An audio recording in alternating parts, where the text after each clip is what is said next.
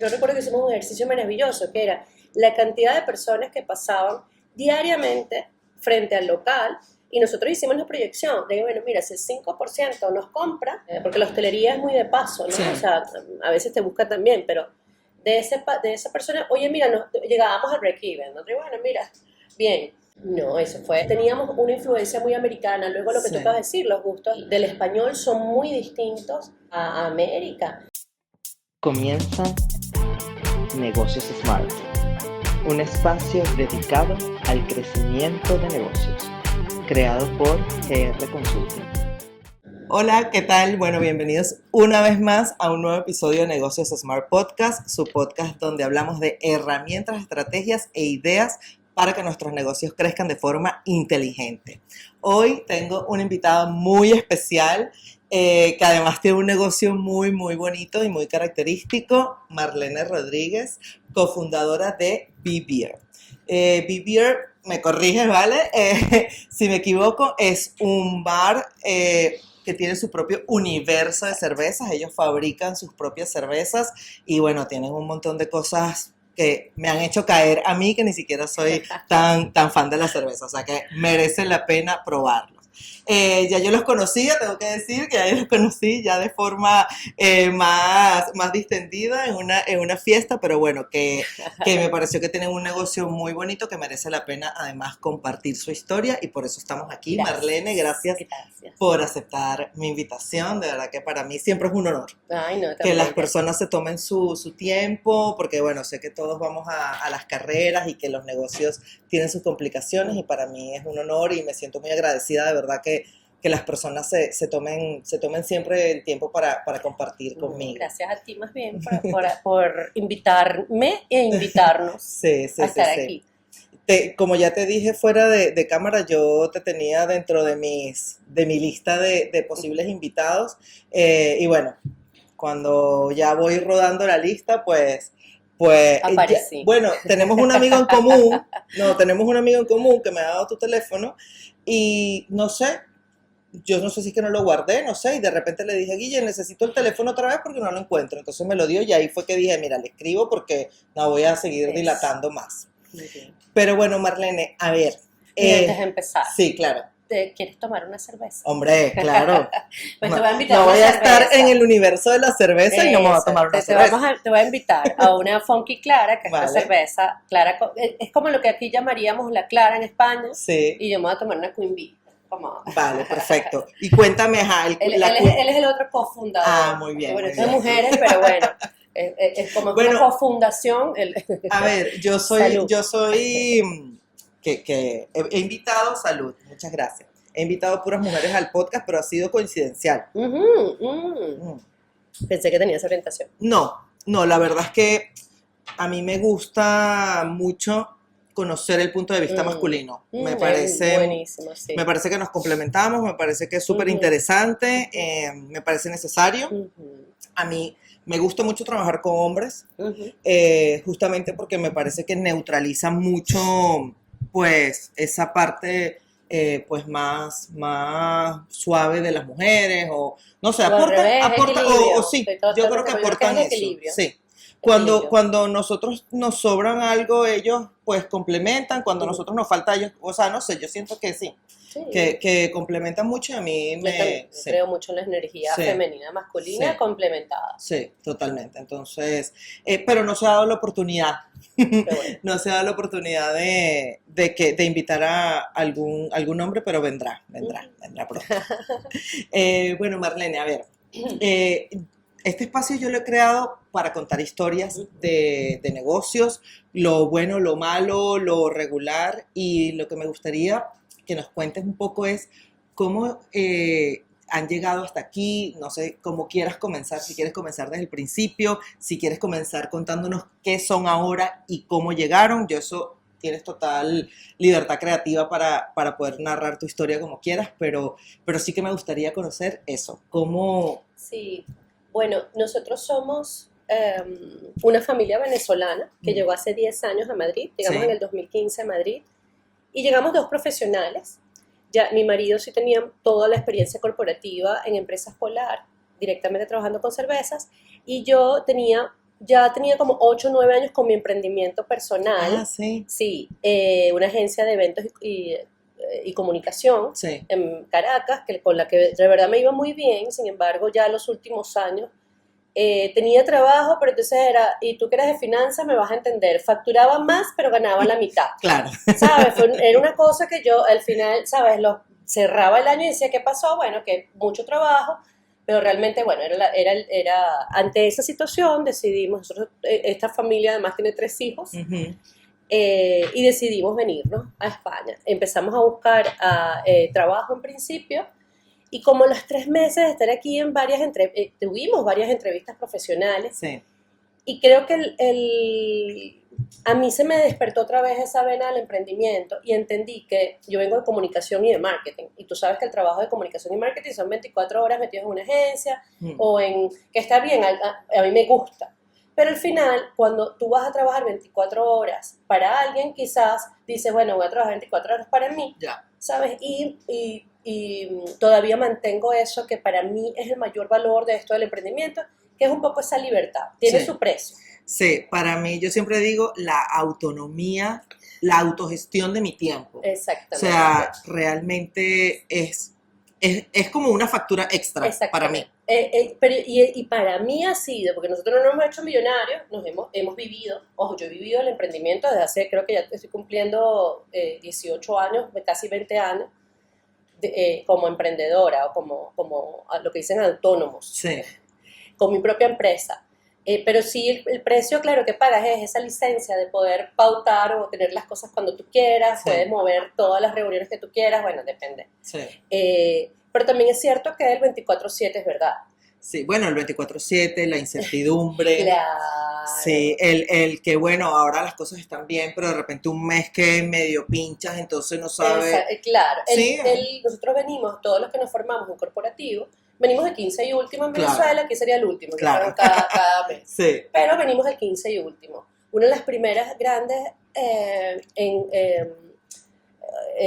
retos como emprendedor es entender que ya tu ingreso ya no es cada 15 y cada 30, a lo mejor tu ingreso va a ser cada 3 meses. Claro. Entonces ahí empieza todo un aprendizaje de cómo tu gasto también Claro. lo tienes que entender. Sí. Sí, la gestión es demasiado importante. Exactamente. Entonces, bueno, todos esos han sido cosas que de alguna forma ya yo había superado en Venezuela y por eso me dio menos miedo el emprendimiento. Ujú.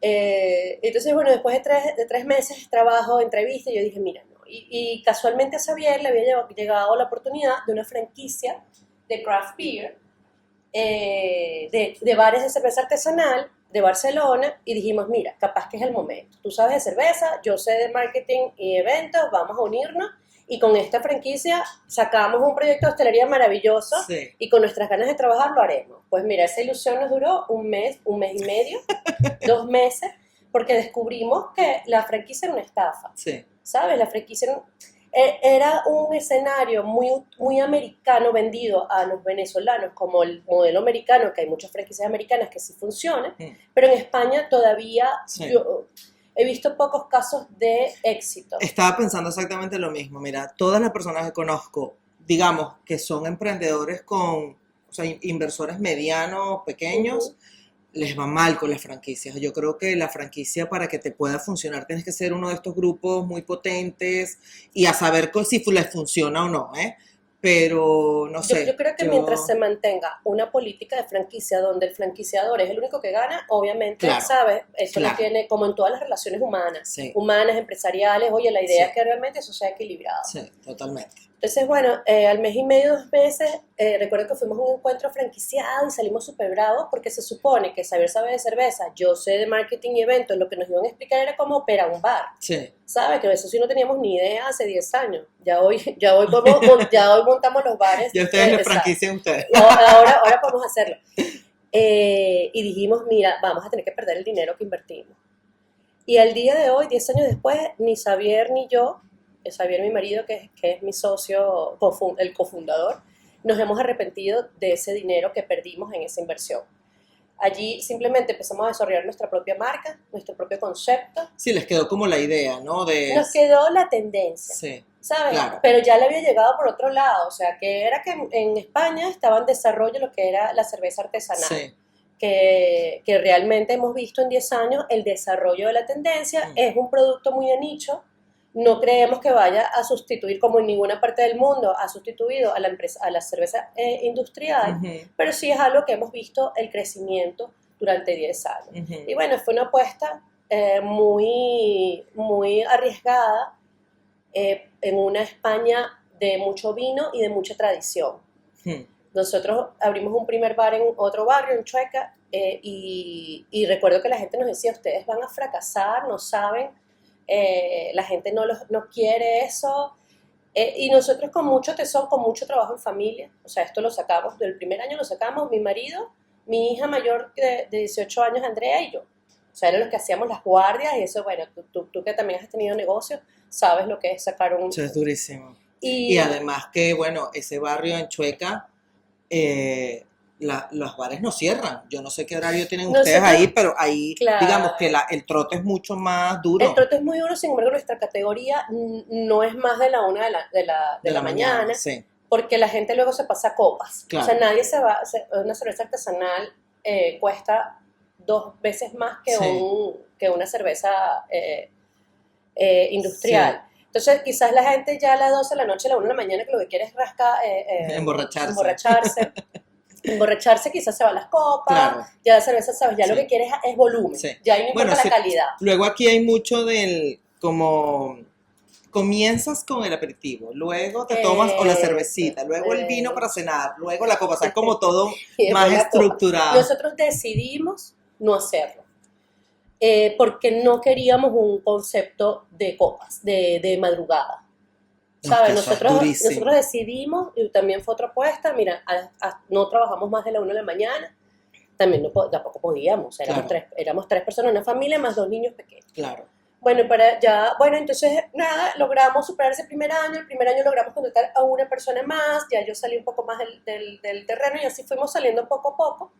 Al día de hoy tenemos 2 bares, en Madrid, ya nosotros estamos muy poco en barra, ¿sabes? Ya todo es la gestión, claro, de administración, de marketing, no sé qué, todo este trabajo administrativo, sí, que es el que, y se adviene particularmente con la fabricación de la cerveza. O sea, al día de hoy podemos decir que como llegamos, o sea, 10 años después, ojo, fue un trabajón igual, ya estamos haciendo otra vez lo que queremos, ¿sabes?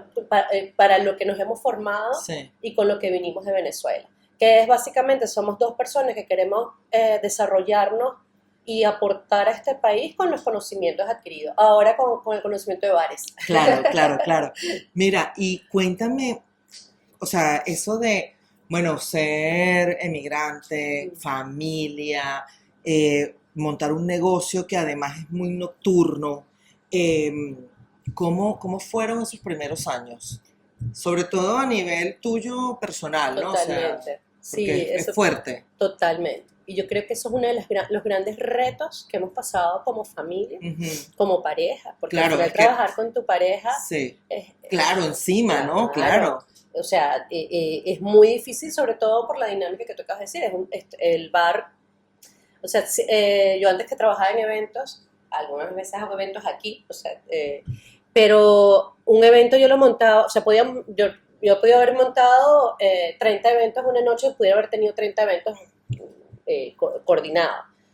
Pero el día siguiente descansabas, claro, ¿sabes? Entonces, bueno, y de repente en una semana tenías otro. Aquí es todos los días, es un evento, porque tienes que limpiar. Claro, es que te iba a decir, se acaba el evento y después cierras la puerta y toca pasar escoba. Exactamente, poner otra vez las cositas en cada uno de su lugar, la servilleta. Y la mañana siguiente tempranito, porque hay que recibir proveedores, no sé qué, bueno, no sé en el caso de ustedes, pero en mi caso fue así, sí, era muy duro. Y sobre todo el tema de pareja, mi pareja sobrevivió también a la hostelería, pero... Y tuvimos o sea, digamos, no hubo ese que nosotros no trabajábamos juntos, pero sí fue o sea, hubo un quiebre. No, O sea, total. hubo un quiebre durante ese tiempo, Claro. porque mi nivel de estrés no era normal, mi nivel incluso a los primeros meses de estar como desanimada, ¿no? De no saber cómo, Sí. por dónde tirar, no sé qué, eso hace su mella y bueno. Totalmente. Y al final, oye, por ejemplo, en mi caso somos dos personas con ideales y creencias muy, muy fuertes, ¿sabes? O sea, los dos tenemos puntos de vista Ujú, y al final uno no es mejor que otro, las dos son buenas, ujú. ¿sabes? Entonces el tema es, que ahora, ¿Cuál ejecutamos, ¿qué no? camino tomamos? Los Claro. dos nos van a llevar al mismo sitio. Claro. Entonces, ojo, que pasa en toda sociedad, pasa. Pero cuando es tu marido, va mucho más allá, Claro. porque a veces cedes y no, ¿sabes? A veces tienes que volver para atrás y es un camino, ha sido un camino Sí. difícil por el tipo de personas que somos, ojo, que yo lo pusiera competitivo, ¿sabes? Sí, como muy Sí. orientados al Pero logro, ¿no? yo una vez leí algo que creo que es lo que me dio a mí, como dije, bueno, de verdad que esto es así, que decía que cuando uno tiene parejas, socios, o sea, al final era tu mejor socio porque esa persona nunca te iba a hacer daño. O sea, al final, oye, ¿qué mejor persona esa que te quiere? ¿Sabes? Ojo, obviamente la pareja tiene que estar bien también, ¿no? Sí, O sea, y ahí, sí, claro. O sea, si la pareja está mal, la sociedad no va a funcionar. Sí, no, pero nada.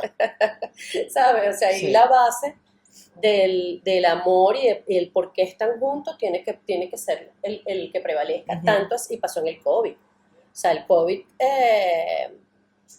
yo creo que las parejas, es una analogía que hemos hecho.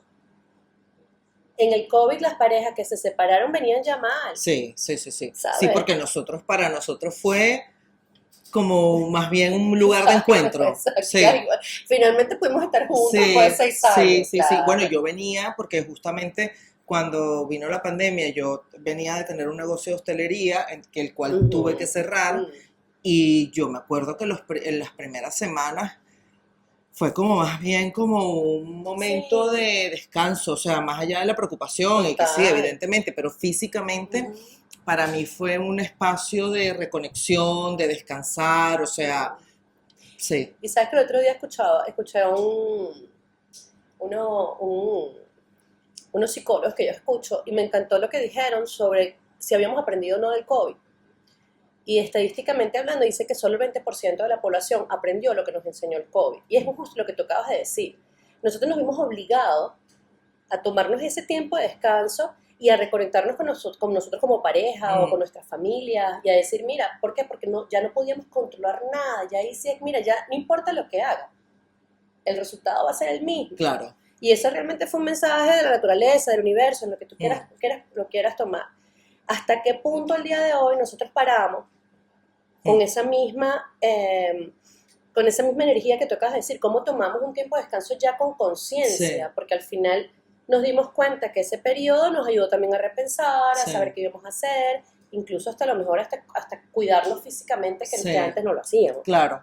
Mira, para mí el COVID me dejó como algo que yo no sabía de mí, y es que yo siempre he sido como muy orientada al dinero, ¿no? A la facturación, dinero, ta.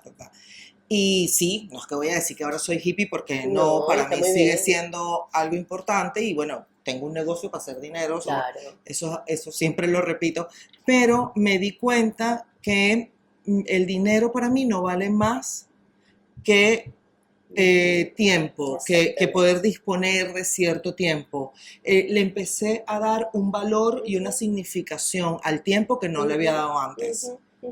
Y eso para mí Totalmente. fue mi gran aprendizaje del COVID. Y bueno, eso me gustó, fue un bonito aprendizaje. Mira, Marlene, y además de, digamos, esta parte de pareja, meterle un ingrediente más que me parece que es el picante, emigrar.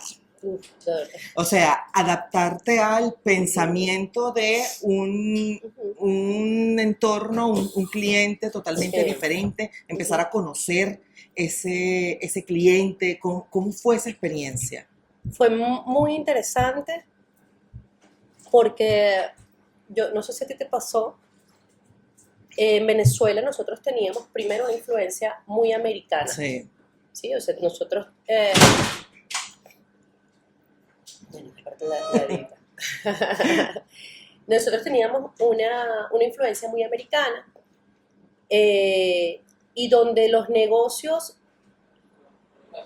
en Venezuela era así en una época en la que tú trabajabas con foco, habiendo estudiado lo que nosotros hicimos estudio de mercado, hicimos todo lo que se hace, proyectamos la cantidad de personas. Mira, yo recuerdo que hicimos un ejercicio maravilloso, que era la cantidad de personas que pasaban diariamente frente al local, y nosotros hicimos una proyección de que, bueno, mira, si el 5% nos compra, imagínate tú, el 5% de la gente, porque la hostelería es muy de paso, ¿no? Sí. O sea, a veces te busca también, pero de esa persona, oye, mira, llegábamos al break-even, ¿no? Y bueno, mira, bien.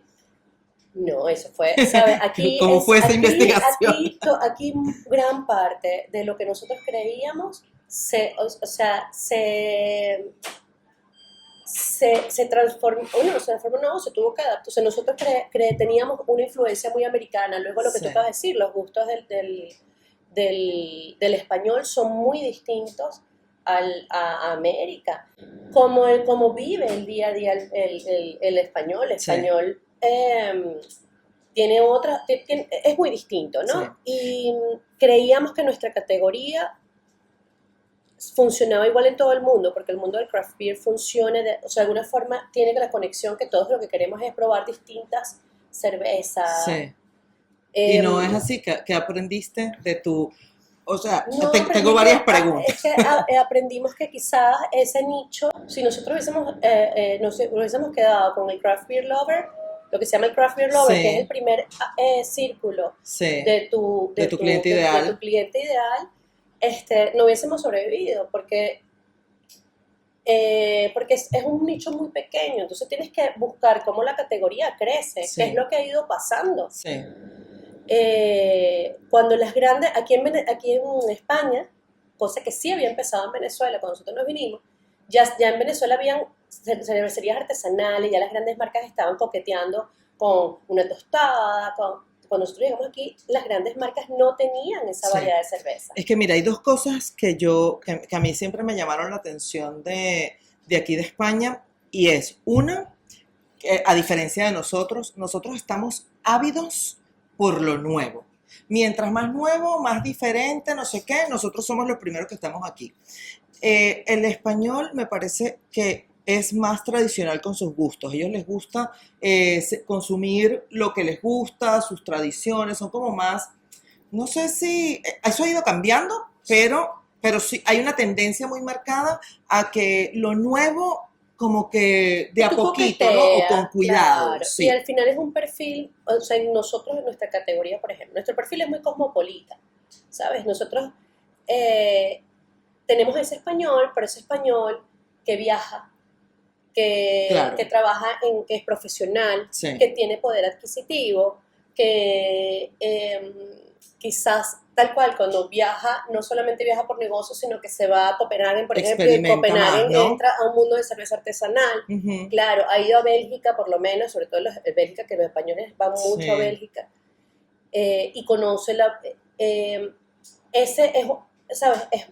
Es mucho más. Sí. O sea, ese nosotros estábamos muy claros, pero lo que no sabíamos que había tan poco en España. Claro. Ahora, digamos, tú tienes ese mercado porque, bueno, evidentemente estás en España, pero, por ejemplo, el otro bar está localizado en un sitio súper turístico.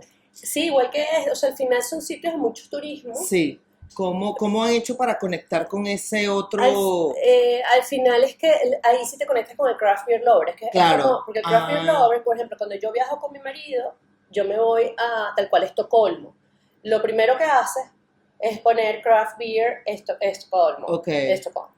Claro, porque además España no es Bélgica.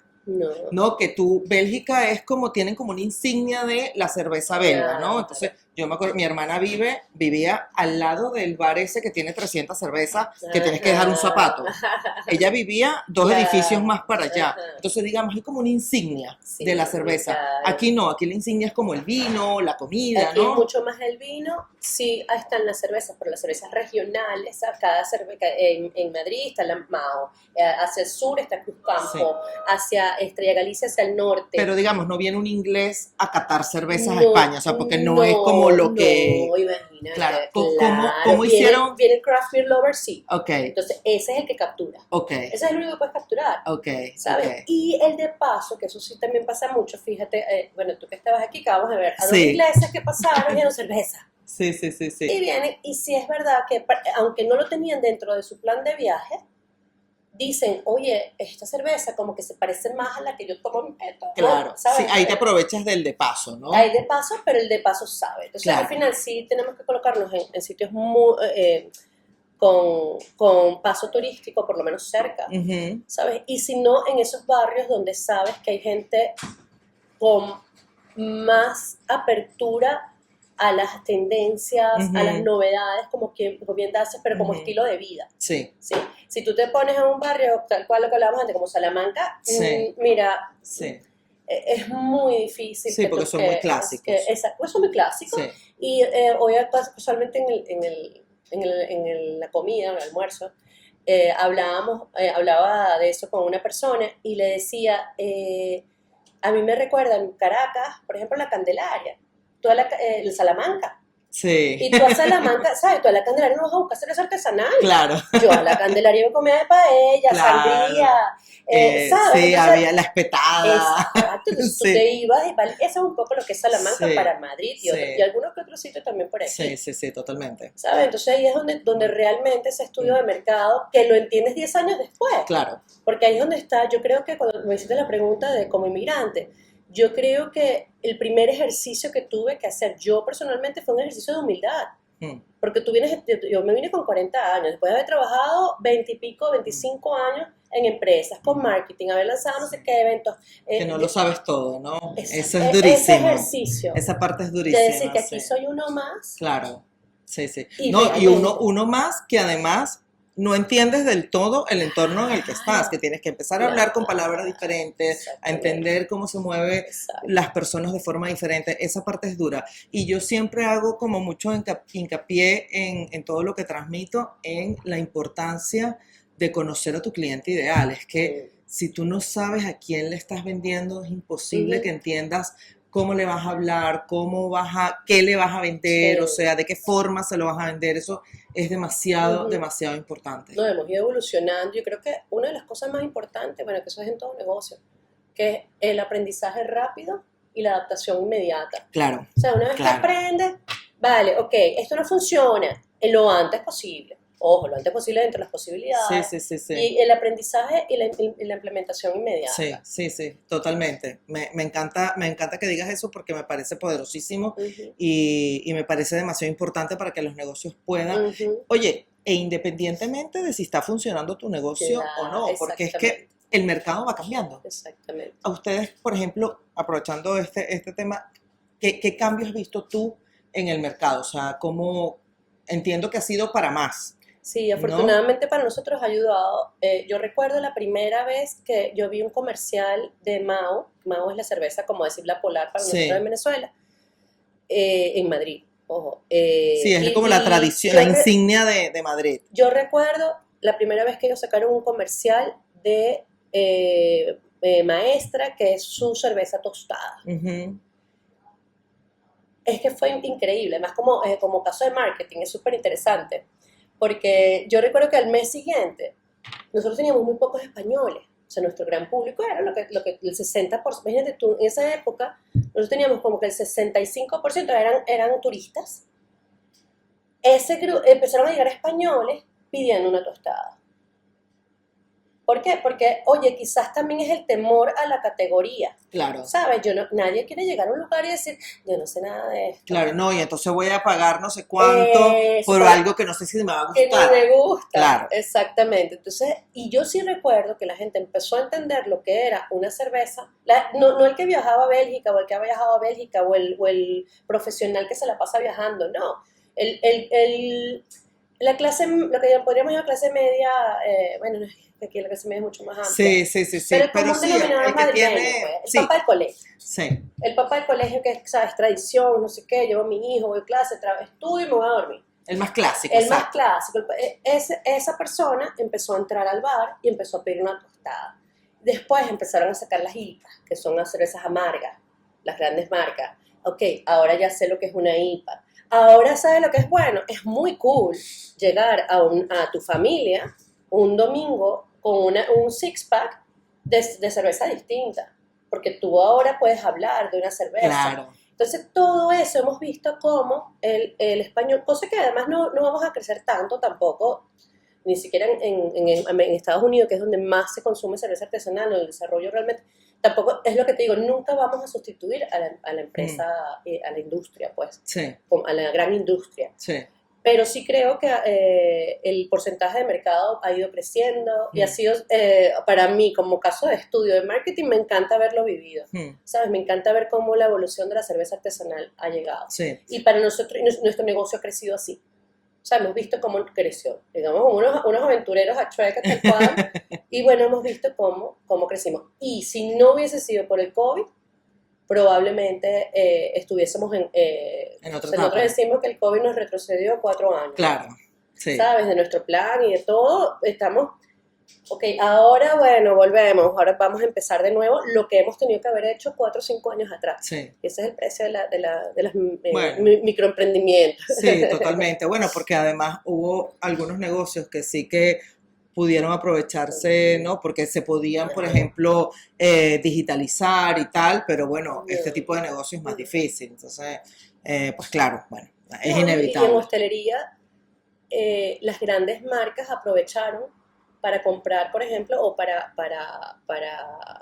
invertir. Para invertir en los locales que fracasaron. Claro. ¿Sabes? Y ahí el que tenía dinero pudo. Sí, el que tenía dinero gozó. Claro, el que tenía liquidez. Mira, la cantidad de locales que se remataron en el COVID, ¿sabes? Y eso lo aprovecharon las grandes cadenas. Las grandes cadenas que a lo mejor estaban aquí un poquito más escondidos, ahora están aquí en toda la calle principal gracias al COVID. Claro. Pero porque tenían dinero. Claro. Pero bueno. Y además del tema de conocer el cliente ideal, ¿con qué otro reto te encontraste, digamos, de adaptación, ¿no? De lo que es montar un negocio en un país del que, bueno, conoces poco?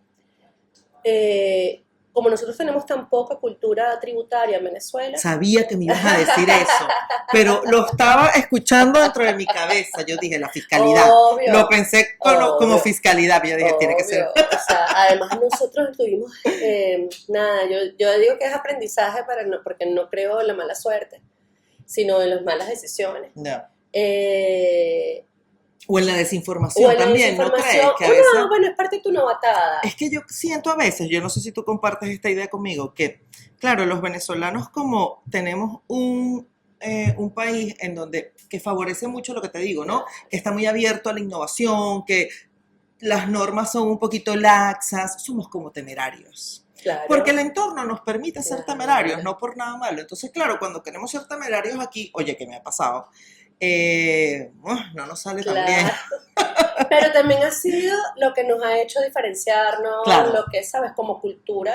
Sí, es como lo mágico y lo no tan mágico que tenemos. Sí, eso nos ha hecho, sabes, nosotros como te decía, tuvimos la mala experiencia de ser estafados por un gestor, imagínate tú. ¡Wow! ¿En serio? Sí, entonces entre la ignorancia tributaria y el gestor que lo hizo mal, Hacienda, o sea, eso no le importa a Hacienda. Sí, obvio, ¿sabes? Obvio. Bueno, los 2, 3 primeros años fueron muy difíciles, pero también fueron, ok, aprende. Claro. ¿Sabes? Tienes que aprender qué es lo que te 115, 111, 303, 300. Todo eso te lo aprendes y sabes cómo es la cosa. Sí. El tema de, fíjate, eso es interesante que tú dices que somos temerarios. En Venezuela o en Estados Unidos tú puedes trabajar sin ser legal. Claro, no, Bueno, pero es que tú puedes comprar una casa, exacto, puedes hacer de todo sin tener necesariamente papeles. Pero exacto, en Estados Unidos te pueden dar un permiso de trabajo, ¿sabes? O sea, hay como que, y nosotros Como en más Venezuela, fluido la cosa. ¿no? Y en Venezuela tú tú puedes hacer 800 trabajos y no necesariamente, ¿sabes? Tener alta o un contrato. O el código SENAE y el no sé cuánto, el patatín, Aquí el tema laboral es un reto. Nosotros hemos decidido no trabajar en B, lo que aquí llaman el trabajo en B. Sí. Hemos decidido porque en la gran parte de lo que se llama aquí la hostelería no organizada, aquí en España la dividen o se cataloga en la hostelería organizada y en la no organizada. Solo el 20% de la hostelería en España está organizada, que son las grandes franquicias, que son la gente que tiene estructura, que tiene control de stock, que tiene inventario.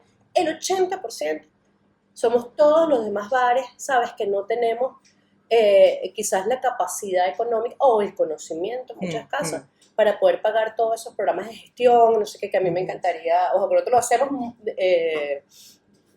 pero entonces esa gran parte de la hostelería vive en B, esas ganancias no se declaran, nosotros decidimos no hacerlo porque tenemos muy claro lo que es el futuro.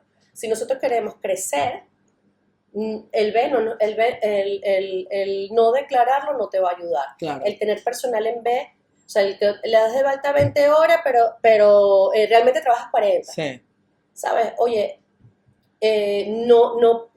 decidimos no tomar ese, creo que energéticamente hablando no queríamos ese camino. Bueno, es que eso tiene muchas consecuencias, ¿no? O sea, empezando porque los empleados, a mí me parece fundamental que se sientan parte del lugar, que se sientan tomados en cuenta, bien tratados, y cuando tú haces como esas artimañas, ya de entrada eso no sienta tan bien, ¿no? Al equipo.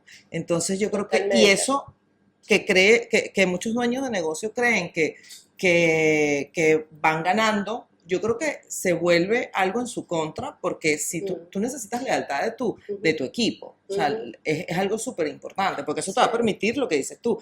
Ahora entonces tú, si vas a hacer alguna gestión o algo, puedes confiar en que tu equipo va a responder por tu negocio, y eso es importante. Nosotros nos salvó en el COVID eso, porque habíamos hecho las cosas de esa manera. Por lo que acuérdate que en el COVID nos dieron ayuda según lo que había distribuido, ni me acuerdo. La facturación, creo que era. También eso es, bueno, no, ahí hicieron lo que les dio la gana. Básicamente. Pero, por ejemplo, el que nuestro personal pudiera entrar, lo que aquí se llama en los ERTE, sí. Y ese ERTE fuera igual a lo que ellos ganaban, ojo, igual el 70% que pagaron, lo que sea, ¿sabes? Imagínate que nosotros hubiésemos tenido esa plantilla en B. O sea, que con cómo íbamos a pagar, ¿sabes? Toda esa gente quedó... Claro, ¿sabes? Sí, es cierto. Entonces, oye, realmente a nosotros nos da paz hacer las cosas así. Y quisiéramos, o sea, creemos que ahí es parte de la migración y te conecto con esto porque creo que tenemos que aprender a trabajar así, ¿sabes? Que es como trabajar en los países desarrollados. Sí, ¿sabes? totalmente. Pero como nosotros venimos como un país desarrollado y en España todavía hay mucho de Latin Way, que no es ningún Latin Way, es España Way que nos enseñaron un poco así desde que llegaron, ¿sabes? Que Colón llegó desde esa época nos están enseñando así. Ya. ¿Sabes? Entonces al final no es tan Latin Way. Nosotros creemos que esa es la forma de progresar, ¿sabes? O sea, si te viniste, haz las cosas mejor. Aprende, es lo que te decía, aprende y adáptate. Sí, yo creo que, a ver, para poder jugar el juego hay que conocer las reglas. Yo creo que eso es súper importante, conocer las reglas para poder, entender dónde estás, poder hacer las cosas de una forma óptima, además para ti, o sea, que sea un ganar-ganar, ¿no? Eso yo creo que es súper importante. Y bueno, mira, eso que me estás contando de los empleados, que yo no lo había pensado, pero claro, es que es así, o sea, es importantísimo. Sí, mira, bueno, en eso Xavier y yo creo que estamos muy contentos. Además, Xavier siempre dice algo también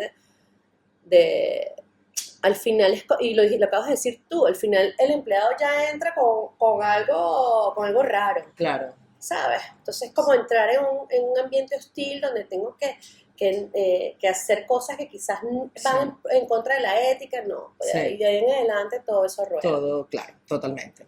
Mira, Marlene, y digamos que cuéntame errores. Cuéntame qué errores, qué aprendizajes has tenido esos errores a lo largo de estos 10 años, 10 años ya completos. Sí, con Vivir tenemos 10 años. Pero, mira, errores, bueno, un montón. Pero tú sabes cuál creo yo que es el con el que más he luchado. El no creer, el no darle, durante muchos años, yo voy a hablar de mí como profesional. Luché con el famoso síndrome del impostor, que no sabía que lo tenía. Porque es verdad que por un lado somos muy temerarios, como dices, ¿sabes? Y muy seguros, y somos trabajadores, y somos echados para adelante, y no sé qué, todo eso que la cultura venezolana tiene, y nosotros yo creo que le hemos demostrado en todo el mundo esa raíz que tenemos. Pero también está la lucha del síndrome del impostor cuando estás aprendiendo un nuevo oficio, que es lo que yo estuve aprendiendo, que he estado aprendiendo durante 10 años, y yo creo que en hostelería vas a aprender toda tu vida. Pero hay algo que en ese síndrome del impostor se te olvida, que es tu intuición. ¿Sabes? Que es a veces, o sea, que me he arrepentido de no haber defendido mi intuición de esos primeros 4 o 5 años donde yo me sentía que yo no sé nada de esto. ¿Sabes? Que los demás son los que saben. Yo no soy cocinera, yo no sé de nada. Oye, pero sí se te olvida que tienes muchos años de gestión, de llevar equipos de trabajo, de llevar, o sea, en mi caso, de hacer comunicación, de marketing, de gerenciar equipos. A mí todo eso, ¿sabes? Como que se me borró un poco entre la migración, entre la nostalgia de la migración. No, bueno, que la migración te pone en un lugar que tú no entonces, jamás imaginaste que podías estar. Exactamente. Yo creo que de lo que me he podido haber arrepentido, que no es arrepentimiento, es más de no haber confiado más en mí en esos primeros años donde yo pensaba que yo no tenía, o sea, que yo no entendía este negocio. De hecho, yo llegué, y eso fue gracias a la pandemia, yo me metí en un máster se llama Dirección de Empresas de Restauración, Food and Beverage. Y fueron 2 años estudiando en una universidad online de aquí esto es al norte, se me olvidó al norte, se llama Hostelea, estudiando Dirección de Negocios de Hostelería. Y al día de hoy tengo un máster de esto. Pero más un poco, cuando yo estudié, yo decía, pero esto es lo mismo que un curso de gerencia de cualquier MBA. Pero con nombres diferentes. Pero, bueno, aquí no se llaman, no sé, productores, aquí se llaman camarero. Claro. ¿Sabes? Aquí no se llama, no sé, el escandallo, ¿cómo se llama? La estructura de costo. Se llama, ¿sabes? Entonces, al final yo dije, bueno, pero, ojo, está bien porque me actualicé. Pero al final entendí que realmente yo tenía mucho. Sí, que ya tú tenías eso en ti, ¿no? Que y no solamente eso sí, sino que había aplicado, o sea, yo venía con experiencia. Y bueno, yo creo que eso fue, bueno, Xavier y yo, estoy hablando por mí, pero realmente fue un trabajo en equipo, esto no... pero realmente creo que es de lo que me arrepiento, ¿sabes? Sobre todo, por ejemplo, en marketing. Yo sé que... mira, nosotros empezamos con cerveza y queso nada más, que eso es un concepto muy americano, ¿no? Que especialízate en algo, solo cerveza y queso. Entonces, imagínate, una tienda bellísima, esa tienda, la primera tienda, o sea, el primer bar, que no era un bar, fíjate, tanto que yo le digo tienda. Realmente era como un bar and shop, ojo, que también era bar, degustación, pero era un concepto tan de nicho, que el español no lo entendió, la gente no lo entendió. Claro. Porque qué bonito lo de los quesos, qué bonito la cerveza, pero aquí necesito jamón. Claro. Necesito un pancito. Necesito necesito mi torresmo, necesito mi patata brava, necesito, ¿sabes? Chévere que me quieras innovar, pero es lo que tú hablabas, dame mi innovación. Sí. Entonces, con lo tradicional, con lo que al final a mí me gusta. Y yo empecé porque están dispuestos a probar, por decir un cuento, el 20%. O sea, pero necesitan su 80% De lo que ya conoce. Y yo no confié tanto yo vi eso desde el primer mes. Empecé yo, porque claro, como vengo de eso, o sea, yo toda mi vida he trabajado con público. Yo dije, mira, algo aquí no está funcionando aquí, no sé qué. Y creo que demorarme tanto en tomar decisiones, después ya todo eso cambió. Pero era porque realmente era como intuición, pero como no tenías la experiencia, en este segmento me daba mucho temor. Claro. Defender las ideas, presentar las ideas. ¿Y ese estudio te ayudó a superar ese síndrome del impostor? Claro, porque entonces acuérdate que nosotros venimos donde nos dijeron, estudia porque si no, no eres nadie. Claro, claro. Que no importa cuánto, yo vengo a Venezuela, he estudiado toda mi vida. Y a mí me gusta aprender, a mí me encanta aprender y me encanta actualizarme. Pero realmente fue como en ese caso fue darme como una espalda, fue como que fortalecer algo, no necesariamente fue conocimiento, sino fue hacia el síndrome del impostor y darme cuenta a confiar más en mí misma, ¿sabes? Y a confiar más en mi intuición y en mi experiencia, que a veces no trae, y eso, yo soy gerente de proyectos, que bueno, yo soy comunicadora social, pero realmente después hice un posgrado de gerencia de proyectos, y los eventos son puros proyectos, proyecto. Y aprendes de mucha gerencia, aprendes mucho equipo, eso es lo mismo que se hace aquí, ¿sabes? El control de costo, el control de presupuesto, el control del tiempo, control de la calidad, la planificación estratégica, todo es lo mismo. Sí. Y, por ejemplo, ¿buscaste alguna ayuda? O sea, pues yo a veces siento que cuando estamos metidos en nuestros negocios, como que nos cuesta mucho buscar alguna ayuda externa, asesoría externa, no de un gestor y eso, sino como alguien que sí, que nos pueda, con lo que podamos rebotar alguna idea o que nos pueda aportar algo, no sé, que nos pueda asesorar en algo. Nosotros hicimos casualmente de tu área, justo para abrir el segundo, cuando decidimos escalar, ¿sabes? Porque nosotros, como tenemos muy claro, nosotros hicimos un muy buen trabajo de marca, logramos consolidar un bar que antes de la pandemia era, de verdad, la rentabilidad era altísima. Entendimos que era la hora de escalar y de demostrarle al entorno que podíamos replicar el éxito, ¿sabes? En ese momento nos buscamos un especialista en números. Claro, es que para escalar te buscaste un especialista financiero. Sí, y para calcular el famoso EBITDA. Sí, claro.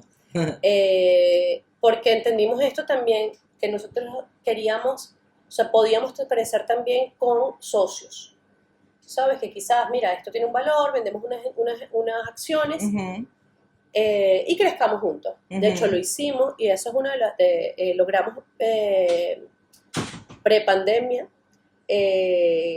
Dos de los que trabajaban con nosotros, les ofrecimos unas acciones, compraron algunas acciones, hasta el día de hoy están con nosotros. Gente que trabaja con nosotros, que había estado. Y luego, bueno, eso nos sirvió para eso, para entender el valor económico. Esa es la asesoría que hemos buscado. Y quizás un poco de marketing digital, pero ahí hemos tenido experiencias nefastas. Sí. Nosotros hemos logrado un posicionamiento orgánico. Cada vez que nos decimos, vamos a sacar de presupuesto para el famoso marketing digital, que además lo entendemos, lo queremos, porque creemos realmente en el posicionamiento. Nos va mal. Entonces, bueno, eso estamos esperando a ver a que parezca alguien que nos asesore bien. Pero bueno, tenemos un posicionamiento orgánico de 10 años bueno. Y el marketing lo hacemos interno. Pero bueno, en respuesta hemos buscado, o en respuesta a tu pregunta, hemos buscado solo desde el punto de vista financiero. Hicimos una, hace 2 años, hicimos desde el punto de vista de entendernos como empresa, el pitch, ¿sabes? Te iba a preguntar algo de eso porque entiendo que además para escalar tienes que tener como estandarizadas ciertas cosas, ¿no? Eso, como el concepto, tu pitch, además de, por supuesto, los números, la operativa. ¿Cómo hicieron? O sea, ¿qué recomendación a los que nos están escuchando podrías dar de esos pasos o esos aspectos que son tan importantes para poder escalar un negocio?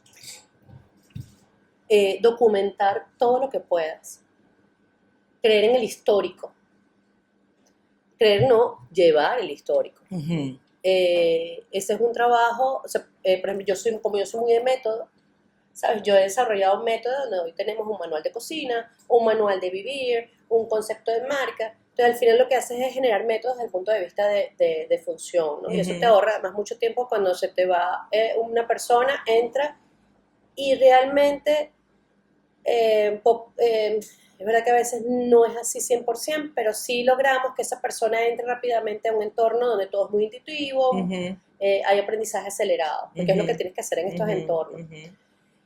Yo creo en la documentación, entonces que tú sepas, o que tú le puedas demostrar a un posible inversionista, mira, este ha sido nuestro histórico de 10 años, ¿sabes? Con números, que tú veas, oye, mira, aquí bajó, digo, la pandemia. Cuando hago esto es la pandemia. Aquí bajó, aquí subió, aquí estamos otra vez en lo mismo. Claro, pues que es así, sí, ¿sabes? O sea, yo digo que a mí lo que me gusta es eso de sobreviviente, pero realmente esto ha sido, sí, ¿sabes? No, esto es duro, ha sido un camino. Yo lo comentaba el otro día con alguien que yo decía, wow, o sea, desde la pandemia hasta acá, por un lado se siente como que fue hace mucho, exacto. Pero por otro lado ha sido como que yo de alguna manera hay cosas que todavía, bueno, cuando te vi, que lo primero que te dije fue antes de la pandemia, o sea, para mí fue como un antes, claro, un punto como de quiebre. Así es, yo también se lo atribuyo no a la edad, sino a la pandemia. Ya. Que a mí no, a la edad no.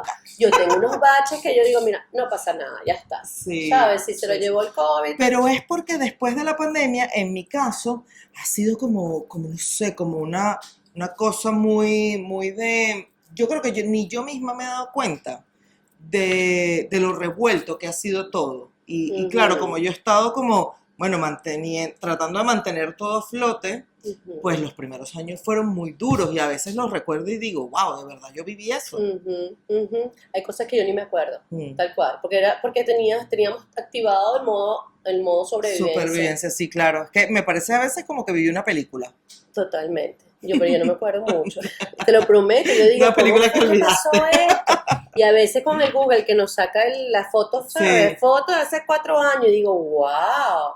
Ya. Pero sí, entonces, bueno, nada, yo creo que o sea, documentar, documentar, generar método, generar sistemas. ¿Sabes? Al final esto es un sistema, sí, ¿sabes? Que va desde, se levanta el cliente, limpias la mesa, pones la servilletera, pones no sé qué cosas, y ya está, desde eso. Y es que si no estandarizas no puedes crecer. Exactamente. Porque es que tienes que estar así para poder hacer así. Si no, olvídate, eso es un desastre. Exactamente. Eso es súper importante, te agradezco mucho esa recomendación. Sí. No, porque es importante, o sea, a mí me pasa con los clientes, que los clientes quieren, bueno, un poco lo que estabas diciendo antes, no, estoy facturando, ya estoy preparado para crecer, no, ya va, facturar y rentabilizar no es lo mismo, cómo tienes tú realmente tu EBITDA, que al final es lo que te va a decir si tú realmente eres rentable en tu gestión, en tu negocio. Eso es súper importante, bueno, más allá de los procesos, por supuesto, la presencia de marca, o sea, es que son tantas cosas. Son muchas aristas. Que sí, que a veces sí queremos pues correr antes de caminar es complicado. Y Marlene, un poco ya para terminar, ¿qué retos tienes ahora? ¿Cuáles son los retos ahora de este 2025? Bueno, 2026, yo creo que ya se nos pasó. Sí, ya estamos en el 26. Ya estamos en el 26, no, 2025. Mentalmente estamos en el 26. Eso es otro aprendizaje en España. Bueno, en Madrid. O no, en España. El verano, aquí se lo toman en serio. Claro. Esos 3 meses de bueno, verano. Además, ustedes van a ver esto en septiembre. Pero estamos grabando en junio, en junio. Hoy es 27 de mayo, 28 de mayo. Estamos entrando prácticamente en el verano y claro, Madrid tiene esa particularidad que no es una ciudad turística en verano porque hace demasiado calor, entre otras cosas, y pues baja mucho la llegada de turistas, el consumo, etcétera. Los de aquí se van, los que no son de aquí no vienen, o sea, toda España cambia, porque entonces España ya los sitios turísticos se revientan, o sea, realmente la gente se toma aquí el verano. Sí, luego prela mucho, o sea, la gente busca mucho el exterior, ¿no? La terraza, entonces, claro, eso también juega ahí un papel importante. Claro, entonces por eso te digo que ya para mí me queda último trimestre del año, porque el verano es, bueno, también es como vamos a ver cómo sale este año. El verano siempre vamos a ver cómo sale. Claro. Vamos a ver cómo sale este año. Pero nuestros próximos retos son seguir escalando. O sea, nosotros sí estamos decididos a retomar ese plan que activamos en el 2019, que era escalar. ¿Sabes? Queremos abrir un tercer bar en el último trimestre del 2016. 26. Ay, 2026. No, bueno, porque uno se va muy para adelante, tú fuiste muy para atrás. Pero bueno, no, 2026, si queremos abrir ese... Y te digo la verdad, nosotros queremos crecer hasta que emocionalmente podamos gestionar. O sea, nosotros no estamos, o sea, ahí es donde la ambición y donde ahí yo sí quiero ser una de las personas que aprendió del COVID. Sí. ¿Sabes? Donde yo quiero tener la famosa libertad financiera. Sí. ¿Sabes? La libertad financiera es vivir como quiero, pero vivir como quiero es hacer lo que me gusta, cuando quiero y con quien quiera. Sí, ¿sabes? Sí. Yo, de nada me sirve tener una cantidad de dinero maravillosa y no poder ir a la playa, no poder disfrutar, ¿sabes? No poder disfrutar de mis hijos, de mis amigos, ¿sabes? No puedo. Si emocionalmente el crecimiento, no tengo esa ambición de que vivir se va a convertir en la próxima franquicia, si eso me va a costar a mí emocionalmente una cuota, yo la rechazo. Sí. ¿Sabes? La rechazo energéticamente, la rechazo porque al final sí prefiero ya con ese aprendizaje estar en una casita en el campo, ¿sabes? Tranquila, porque eso no tiene, ¿sabes? Ahí es donde dices, mira, no, ¿para qué? Sí, mira que yo soy muy de eso, ¿no? De dinero, pero yo quiero un dinero que me aporte libertad, no esclavitud. Exacto, eso. O sea, para mí, pues yo siempre discuto esto con una de mis mejores amigas y dice, no, pero es que uno quiere más y no sé qué. Yo, mira, yo sé que es así porque es la naturaleza humana, pero yo hago terapia psicológica y soy muy fan, a todo el mundo le digo, cualquier cosa a terapia, o sea, para mí es como mi mantra, ¿no? O sea, como el centro de mi crecimiento personal. Y lo que busco trabajar mucho en terapia es uno entender que por concepto psicológico el deseo nunca es satisfecho, porque los seres humanos siempre queremos más, pero está también en nosotros mismos poder entender cuándo es suficiente, y yo quisiera entender cuándo es suficiente para mí. Ojalá para poder vivir en un equilibrio, o sea, más allá de que, bueno, evidentemente, pues vamos así, eso hay que hacer las paces también con eso, ¿no? Como que unos días estamos más felices, más frustrados, más no sé qué, lo que sea, pero poder buscar o poder como intencionalmente intentar conseguir ese equilibrio. A mí me parece como súper importante, porque como tener esa sensación de soy exitosa pero soy infeliz, yo no quisiera tener eso. No, imagínate. Mira cómo he crecido todo lo que tengo, pero por dentro estoy infeliz. Así es. Sí, no quisiera tener y mira, eso. yo tengo 3 hijos. Tengo una hija de 28 años. ¡Wow! Bueno, ya es 27, cumple de 28 en 2 meses. Siempre le pongo 28 años. Tengo otro de 15 años y uno de 11. Yo sé que si yo no hubiese sido madre de ellos 3, mi vida corporativa, mi vida de trabajo, mi vida, o sea, creo que hubiese sido con el espíritu que yo tengo, porque ya me he aprendido a conocer, sé que tú quizás, ¿sabes?, hubiese llegado a los niveles corporativos altísimos, pero nada, o sea, para mí el hecho de yo haber podido trabajar, porque eso sí lo he mantenido además como política de vida, he podido compartir con ellos, llevarlos a ellos al colegio, buscarlos al colegio, estar en cada uno de sus momentos importantes. Incluso yo he llegado a renunciar a trabajo por mis hijos. ¿Sabes? Digo, mira, esto no está en consonancia con mi vida y con lo que es importante para mí. ¿Sabes? Yo creo que ese ha sido, o sea, yo creo en eso. Entonces, ¿sabes? Quiero ser consecuente. También ya mis hijos están creciendo. Entonces yo digo ahora vamos a ver, a lo mejor ahora crezco un montón como... Claro. ¿Sabes? Desde el punto de vista financiero. Pero sí, nuevamente el equilibrio, lo que empezamos esta entrevista o esta conversación que me gustó mucho, hablando sobre el equilibrio, ¿sabes? Y sobre la energía masculina, femenina, y yo creo que eso, o sea, al final, equilibrio, ¿sabes? Ojo que ese es el mayor reto. Tú me dices, ¿cuáles son los retos? El mayor reto es mantenerte en equilibrio sí. todos los días de tu vida. Sí, que es una utopía también, ¿no? Pero sí creo que me parece como una meta bonita, aspiración, o sea, algo bonito de aspirar, ¿no? Y de intentar conseguir, me parece que es sano, sobre todo, para como seres humanos, como emprendedores, como empresarios, como dueños de negocio, me parece que es algo lindo de aspirar. Así es. Gracias, Marlene. Gracias, de verdad que te agradezco. Te agradezco demasiado tu tiempo, que bueno, esta conversación tan bonita, además que, no sé, me inspira porque, imagínate, yo vine para acá en el 2019. Exactamente.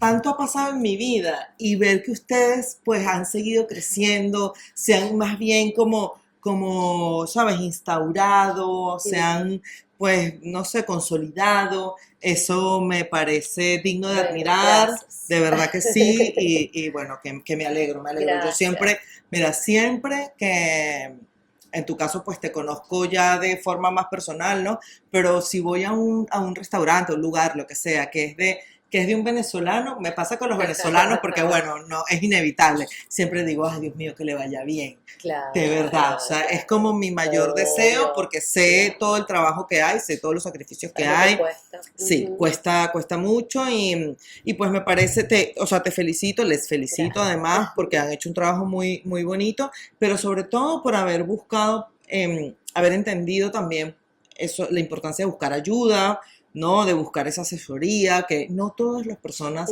lo hacen y me parece súper, súper importante y bueno, nada, creo que en este episodio hay mucho aprendizaje y mucho que compartir, así que nada, espero que lo disfruten.